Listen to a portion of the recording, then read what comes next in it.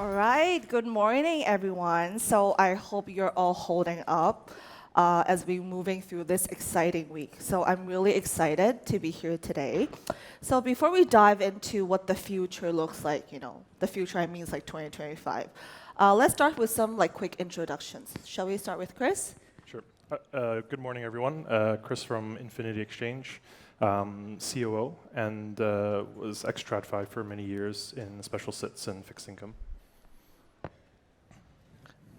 Thanks for the invitation. Good to see you, everybody. My name is Kevin from Big Layer Labs, and we're actually building Bitcoin Layer 2. We are leading this space in both research and the transactions, and happy to share more about the Bitcoin Fi. Hey guys, I'm Derek. Previously I was from Bybit, Spartan, and Mental, leading research there. Now I'm the head of Web3 at Gulf Capital, which is a firm spearheaded by Sheikh Amwallah, who is one of the members of the UAE royal family. So, yeah. Hey everyone, Rabi Nakarmi from SC Ventures, which is the corporate venture capital arm of Standard Chartered. I represent Standard Chartered Ventures' $100 million crypto investment fund. It's great to be here today. Thank you, gentlemen. And for me, I lead the Web3 side of Finiverse. For people who want to know what Finiverse is, we actually is the organizer of Hong Kong FinTech Week. So I lead the Web3 side of the whole week, okay?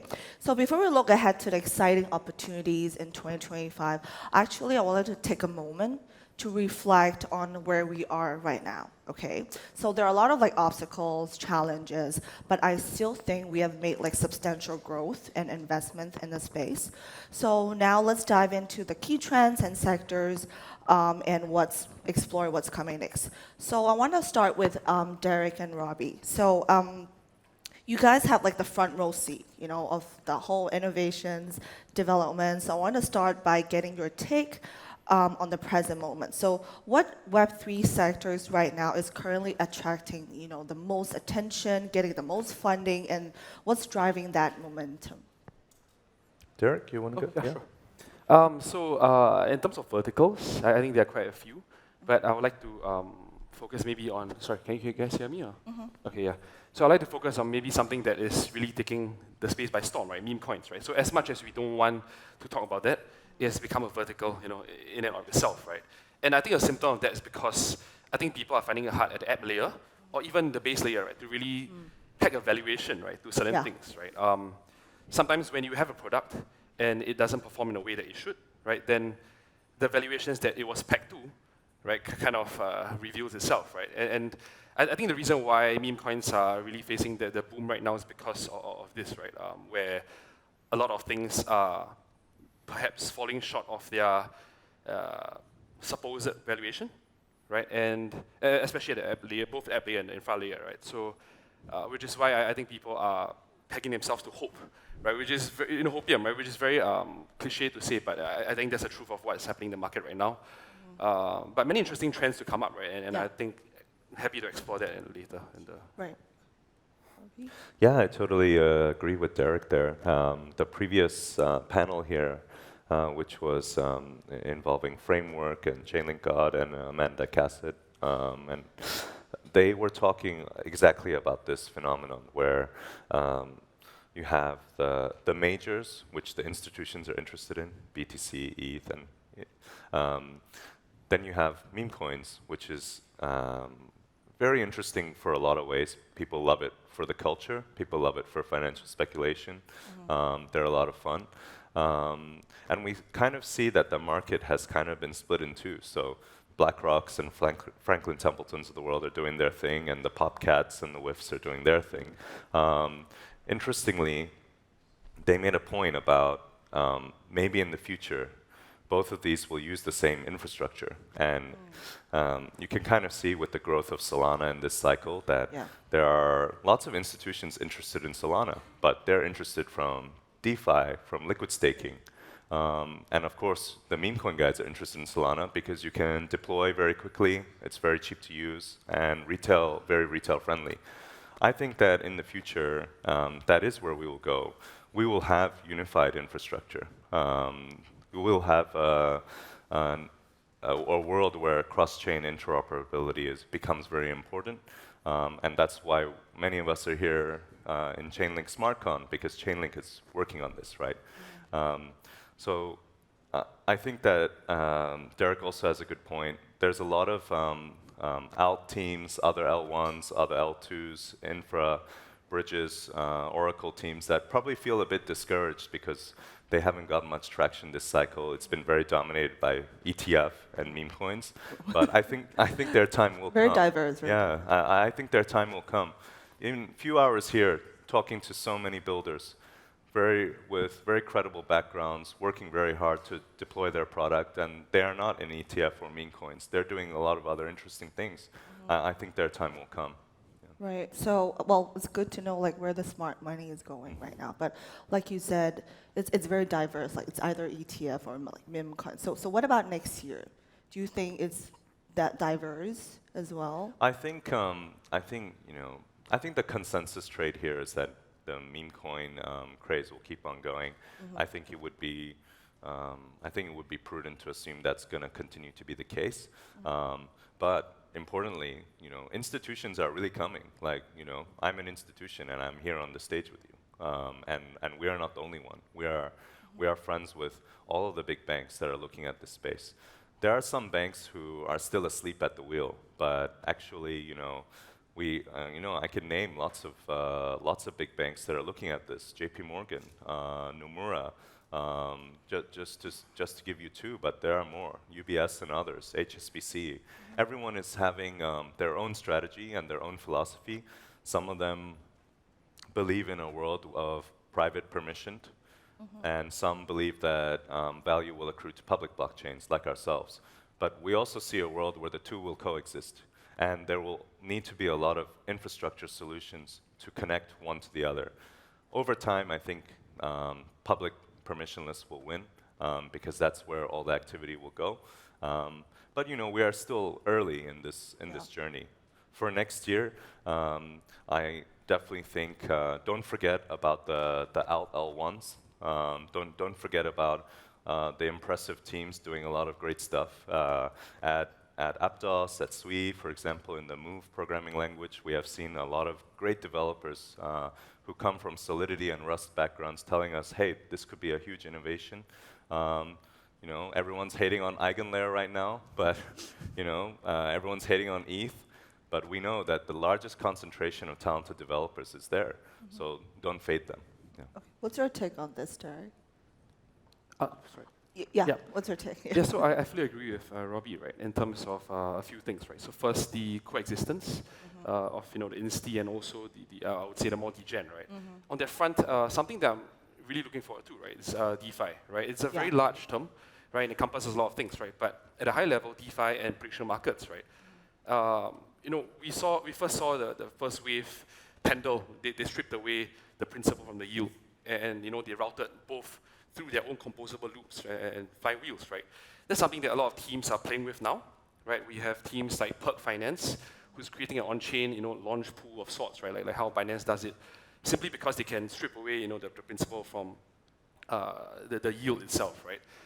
So that's something that I think a lot of projects are having fun with, and I spoke to a lot of projects, even just here, right, that are doing that as well. And what that also enforces, right, is what Robbie touched on, right? It is a certain form of rigor, right, that comes with institutional entrenchment, right? So when your principal has to have its own value, right, you end up having to look for sources with organic velocity, organic, volume, places with I don't like the term, but real yield per se, right? And we're seeing that with, let's say, Kasu Finance, where they're onboarding real invoice companies, right, with real velocity to really settle the borrowing side. Then when you do that, you can then strip away the principal from the lending side, right, and then route that through composable flywheels, like I mentioned, right. And when you have that, you really have both a stable yield source and also capital efficiency, which to me is the next gen of DeFi, right. And when I speak of prediction markets, I think there really is more to it than just betting markets, right? Survey markets, where it's been proven that these people who partake in prediction markets, because they have to put their money where their mouths are, they're more accurate than analysts can ever be, right? In terms of politics, in terms of financial markets, right? And with prediction markets, you can actually hard code economic concepts, right? People are doing that with game theory through incentive systems, but more than that, you can incorporate theories like Futaki, right? Which projects like MetaDAO and so on are doing. When you use that to kind of run grants programs, it's actually very effective.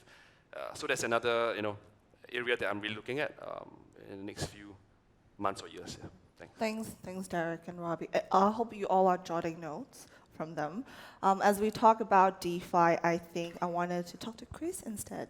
So, DeFi has been one of the most talked topics, in this industry. Do you think DeFi will continue to lead the way in 2025? Well, apparently they both do. So what about you? So I definitely agree. I think the future of DeFi really lies within the permissionless blockchain space. Initially, obviously, the comfort zone will be in the permission blockchain space. One of the core tenets of DeFi is obviously open access, transparency. And so when it comes to being able to enable financial markets with no central intermediaries, we also need gates and checks regarding KYC and AML. So these are where topics like distributed identity, cross-chain interoperability, they all come into play.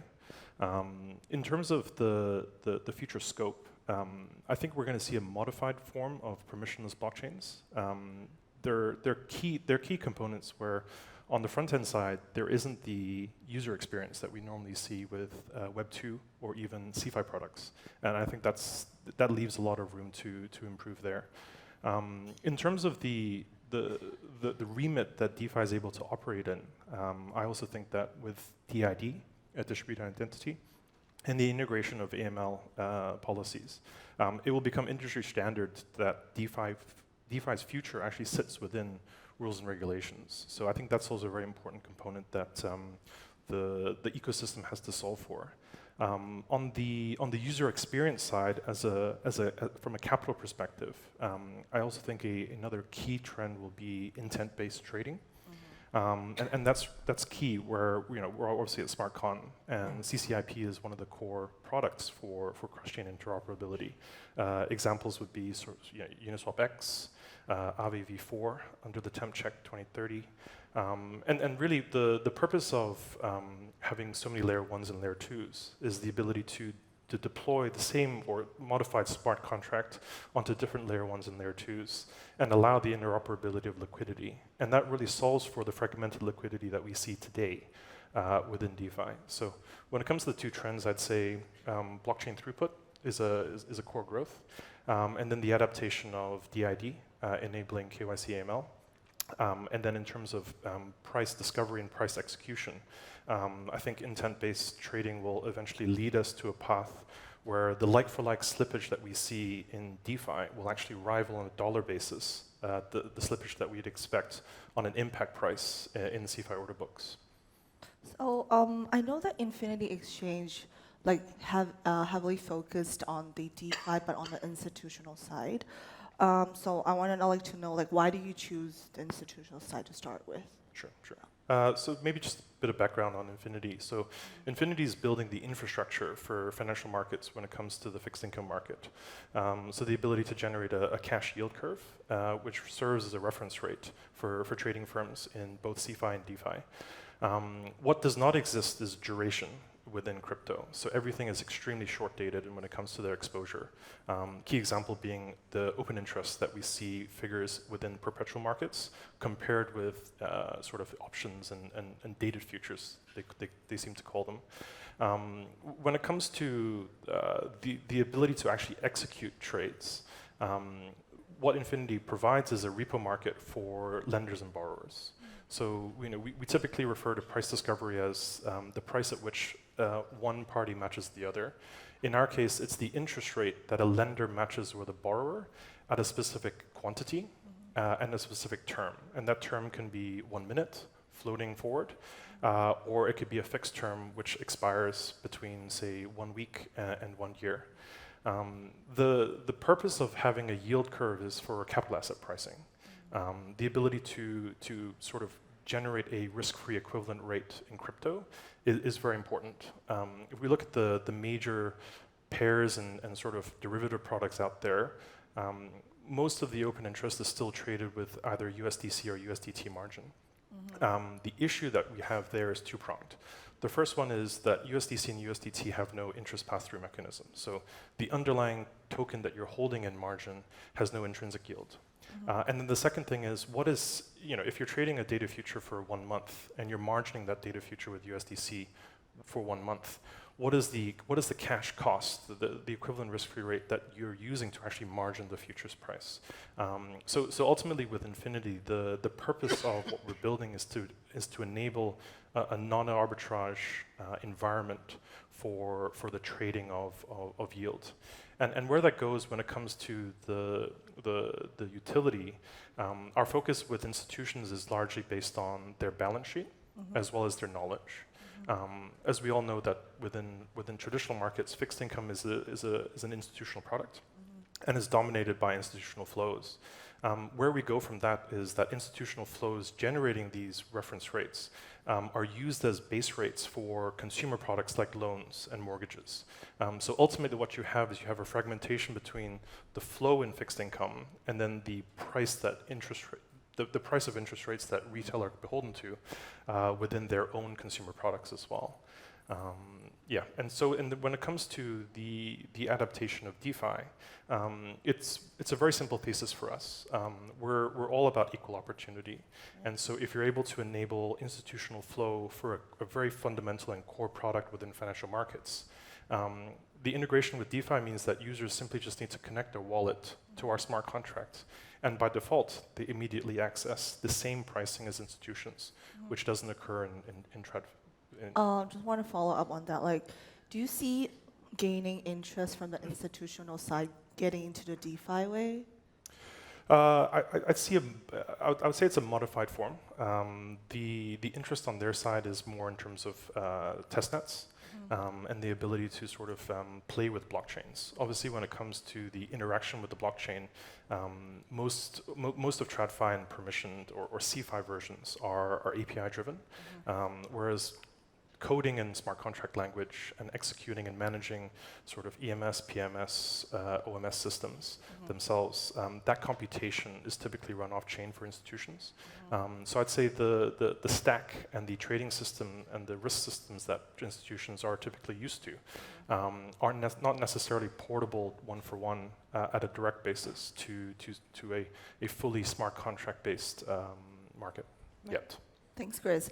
So now, Kevin, let's dive into the Bitcoin ecosystem. Yeah. So a few years ago, Bitcoin maxis were really reluctant to see any changes. I was in Bitcoin maxis 6, 7, 8 years ago, but things started to change when ordinals came out, right? So today we're seeing a really solid, or I would say growing ecosystem, right? And how do you see the whole Bitcoin ecosystem evolving in 2025? Yeah, actually, before I start Big Layer building a Bitcoin Layer 2 in deep dive into Bitcoin ecosystem, I'm actually wearing investor hat for ABCD Capital, and we see a lot of projects in Bitcoin Layer 2 or Bitcoin ecosystem, and finally I decided to step into a specific area like Bitcoin Layer 2 because we think we do have chance to make something different because most of the Bitcoin Layer 2 project actually side chains. That means that they're actually a standalone blockchain, parallel blockchains that have no connection, no strong connection with Bitcoin itself. So it is not secure enough. So there do have some hope like BigVM. And the next upgrade like OpCat and OPTV,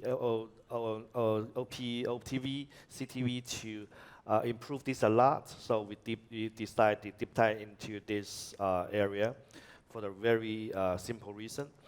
And after more than 1 year in this area, we think things are actually very interesting in 3 points. First of all, the macro environment is changing, including the ETF and the National Treasury of America. and it's coming, and the other country maybe will also following this strategy, and the institution and client in the retail and maybe family need to think of their Bitcoin strategy. So the micro thing is actually changing. And second, we think the user demand is strong here for BTC-Fi, because in a very old-fashioned business for Bitcoin is the liquidity lease things, like the miner needs to get the USDC, and they don't to pay for the electricity bills, but they don't want to sell the Bitcoins. There's actually very real demands for years, and these actually can be due on chain.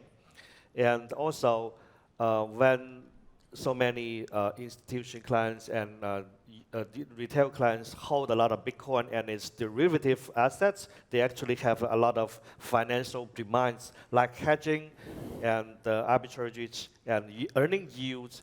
This actually happened in the CEX before, like Binance and OKX. And we, for a Bitcoin Layer 2 project, our mission is provide a trustless and fully programmable environments for these holders and to earn yield and manage their risk. This is a very clear mission for Bitcoin Layer 2 and for big layers. And we also see a lot of new things, a lot of progress happen here, as you mentioned, from the ordinal thing. And actually, ordinal is not coming from nothing. It's coming from the demands of the whole community, because after series of halving, the sustainability of Bitcoin ecosystem should be maintained by the on-chain transaction fees, not the block subsidies. And so this is why the next upgrade.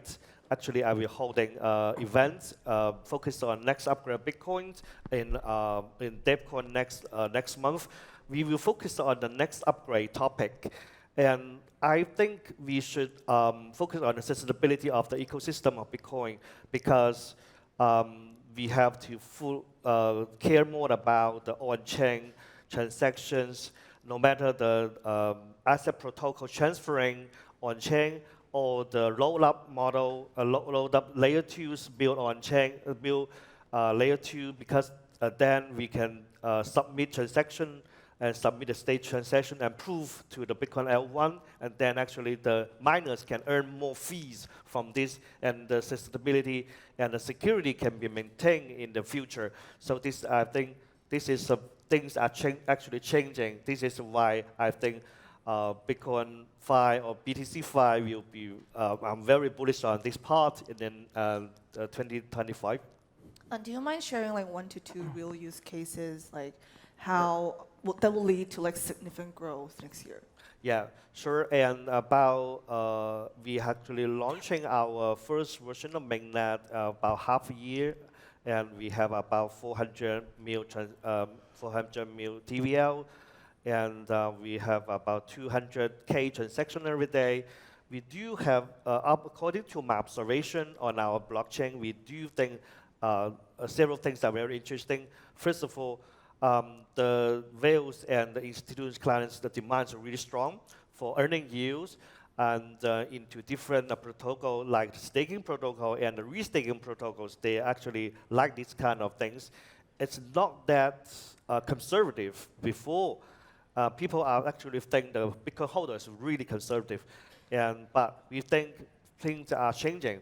But because before ordinal, people can do nothing on chain, only the transferring. So people will stay in domains with their BTC in the hot wallet and the cold wallet. So, but after the Bitcoin Layer 2 emerging, we think these things are changing. So people like to put some specific amount of their big PTCs and other tokens, Bitcoin-related tokens in the on-chain yielding, and also the arbitrage and the hedging demand is really strong for the institution clients, like our investor Franklin Templeton. they actually doing these things for their clients like MicroStrategy. They are doing these things on chain. And we also are building on-chain settlement infra for the ETF, ETF clearing and settlements. This is really a strong demand for the clients. And also, we think in this cycle, people, our users do like a lot the prediction market. And we also provide an official prediction market like the election results and other results. People love it, and thousands of people every day playing with these things. And these are the things we think very interesting in the blockchain. Also, I think I'd like to mention some on-chain option protocol that will be some kind of on-chain debit. It's really interesting and have a really strong user demand, and we're introducing more institutional clients to interact with this protocol. That will be the next focus in these 1 or 2 years. Thank you. Okay, I have a last question for all of you. So, which Web3 sector you think has you have faith the most for next year? So, you can only choose one, and you answer with one question. So, for Chris and Kevin, it can't be DeFi or Bitcoin ecosystem, because I'm pretty sure that's your top one priority. Shall we start with Robbie? Yeah, well, since those guys can't say DeFi, can I say DeFi? Yeah, you can. Listen, in my view, I represent a bank-backed VC, right? So for us, financial services application has been one of the first ideas for crypto. Bitcoin began as peer-to-peer cash transfer, and since then, we know it has other narratives now. As our friend from BitLayer has explained. But in general, we believe the financial aspect of crypto will continue to remain important. And especially now, as Chris mentioned, with the entrance of institutions. And institutions want to replicate in many ways what the infra that they have in Web 1 and Web 2 in Web 3. But that's where we're lacking right now. The space that we have right now doesn't have the clearinghouses, the settlement, the prime brokers that facilitate trade execution and management, but also liquidity. And you might say, hey, if I'm a retail crypto user, why do I care that there are no prime brokers in crypto, or there are very few? Well, actually, when liquidity comes to the market, when institutional liquidity and capital is unlocked, a rising tide will lift all boats. Thanks. Derek? Yep, so I wouldn't speak about DeFi because I think it's very all-encompassing, right? So I'll speak about the tech stack, right? Building on what Robbie actually mentioned, don't sleep on the Move builders, right? So as context, Garth has been working with Sui Foundation, right, in the past few months to actually build the ecosystem, and we do know of, certain of their tech USPs, right? For one, they actually can have transactions, right, without internet, right? They can do it underwater as well. So this has implications for disaster relief, right? Internetless, turn-based gaming, for example, is another option, right? They also have this Guardian module where they can recover the seed phrases of non-custodial wallets, right? If, let's say, a user loses their private key, right, they lose everything, right? But Sui has a Guardian module that can recover that for non-custodial solutions. And they also have, a very interesting gas rebate kind of burning mechanisms that most chains don't have. So Move is very programmable. I think we'll see a lot of Move-based, very interesting app layer products come out in the next few quarters. So let's definitely keep an eye on that as well. Yeah. Kevin? Yeah, as an infrastructure builder, I can't talk with DeFi, but I like to talk the infra for DeFi. So this is the next move for BitLayer. We think this cycle, actually, we think people are blaming there's no innovation there. Why? We think about this for a long time.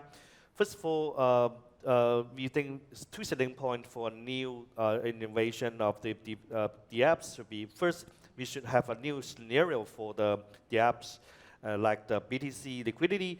And second, we think the infrastructure should support the new kind of species of the apps. So So the next move for us will be the high performance execution environments like the 100K TPS and low latency.